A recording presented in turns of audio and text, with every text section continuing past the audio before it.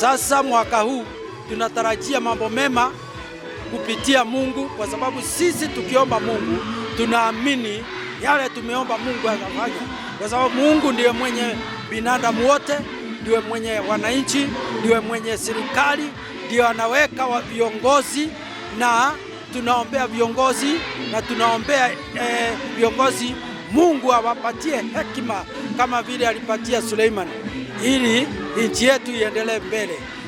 Ukiwa na wananchi wakiwa na afya, watoto wakiwa nasoma vizuri mashule, na watoto wakisoma wapate kazi, na wananchi wawe na pesa, nchi yetu itainuka. Kwa hivyo hiyo ningependa kusema ndio theme ya nchi, ili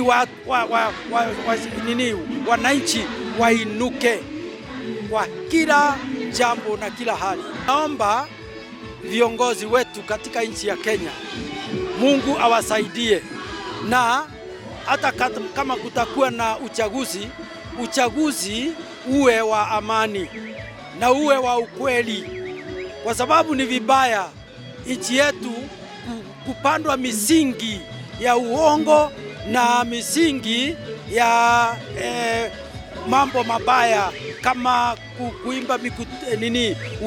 kuimba kura na mambo kama hayo, kwa sababu nchi yetu inaweza kuwa nchi mbaya ikipandwa kwa hiyo misingi. Kwa hivyo tungetaka ukweli katika nchi yetu, misingi ya ukweli, misingi ya amani, misingi inayoongoza kila mtu kwenda mbele katika nchi. Asante. Pia wanasiasa, sababu sasa tumeanza matayarisho ya next year ambao ni mwaka wa uchaguzi.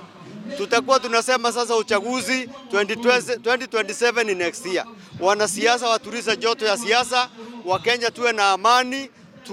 Siasa huwa inakuja, mambo ya uchaguzi sio ati inaanza mwaka huu, imekuwa pamoja nasi. Kwa hivyo ningeuliza Wakenya, musife moyo na watu wasibabaike ya kwamba sijui kutakuwa na mchafuko, sijui kutakuwa na nini. Mungu anapenda Kenya, na kila wakati hata joto ikipanda sana tumeona Bwana akituvukisha. Kwa hivyo tunapotarajia next year ati ni uchaguzi, tutulie katika Mungu na Mungu atasimamia nchi yetu. Mungu abariki sana.